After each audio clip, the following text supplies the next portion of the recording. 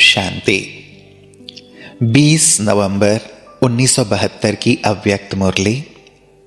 Heading है स्थिति का आईना सर्विस।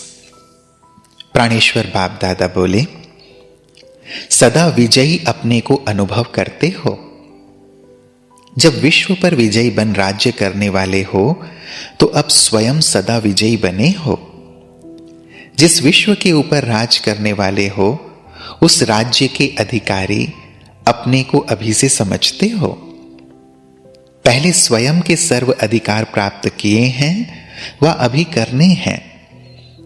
जो स्वयं के सर्व अधिकार प्राप्त करते हैं वही विश्व के अधिकारी बनते हैं। तो अपने से पूछो कि स्वयं के सर्व अधिकार कहां तक प्राप्त किए हैं।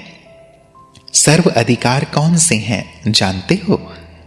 जो आत्मा की मुख्य शक्तियां वर्णन करते हो, मन, बुद्धि और संस्कार, इन तीनों स्वयं की शक्तियों के ऊपर विजयी अर्थात अधिकारी बने हो। अपनी शक्तियों के अधीन तो नहीं होते हो। जो विश्व की सेवा के निमित्त बने हुए हैं उन्हों की यह स्थिति तो सहज और स्वतः ही होगी ना। वह पुरुषार्थ कर स्थित होना पड़ता है। पुरुषार्थ की सिद्धि का अनुभव अपने में करते जा रहे हो। वह संगम का समय सिर्फ पुरुषार्थ का ही है और सिद्धि भविष्य की बात है। संगम पर ही सिद्धि स्वरूप व मास्टर सर्वशक्तिवान स्वरूप अनुभव करना है व नहीं।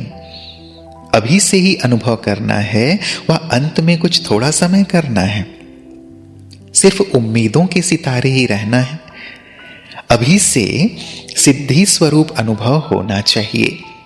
सिद्धि तब प्राप्त होगी जब स्वयं के सर्व अधिकार प्राप्त होंगे। मन, बुद्धि और संस्कार तीनों को स्वयं जैसा चाहें वैसा चला सकें, ऐसा अब हो। तब ही अन्य आत्माओं के मन, बुद्धि व संस्कारों को चेंज कर सकेंगे। अगर स्वयं को चेंज करने में समय लगता है, वह सदा विजयी न है, तो औरों को विजयी बनाने में समय और शक्ति ज्यादा लगानी पड़ती है। सर्विस आप सभी की स्थिति का आईना है। तो आईने में क्या दिखाई देता है? जैसे आप पुरुषार्थी आत्माओं की स्टेज बने हैं, वैसे जिन्हों की सर्विस करते हो उन्हों को अनुभव होता है। अपनी स्टेज कहां तक बनाई है इसका साक्षात्कार सर्विस से करते जा रहे हो। कौन सी स्टेज बनाई है, कहां तक पहुंचे हो। सर्विस अच्छी लगती है, खुश होकर गए ना। सभी से ज्यादा खुशी किसको हुई? सर्विस की सिद्धि को देख खुशी हुई ना। बाप का परिचय लेकर गए। जैसे ब्राह्मण आत्माओं में मेजॉरिटी की स्टेज में विशेष गुण प्रसिद्ध दिखाई पड़ते हैं, एक प्योरिटी और दूसरा स्नेह। इन दो बातों में मेजॉरिटी पास है। ऐसे ही सर्विस के रिजल्ट में स्नेह और प्योरिटी यह स्पष्ट दिखाई देता है अथवा आने वाले अनुभव करते हैं।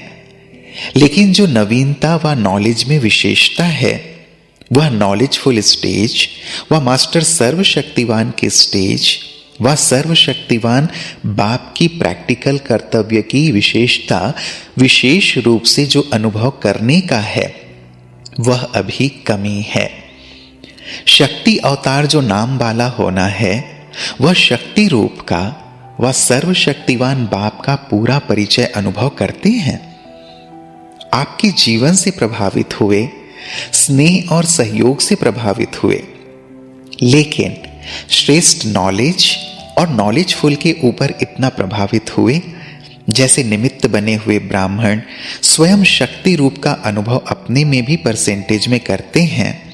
ऐसे ही सर्विस के आईने में शक्ति रूप का अनुभव स्नेह और सहयोग की तुलना में कम करते हैं।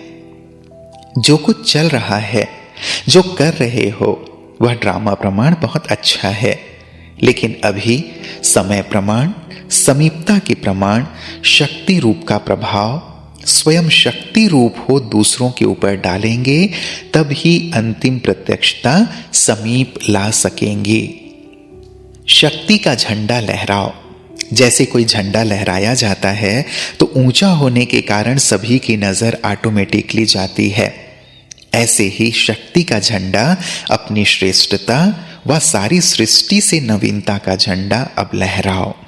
जो कहां भी किस आत्मा को अनुभव नहीं हो सकता है, ऐसा विशेष अनुभव सर्व आत्माओं को कराओ। तो सर्विस दर्पण हुआ ना।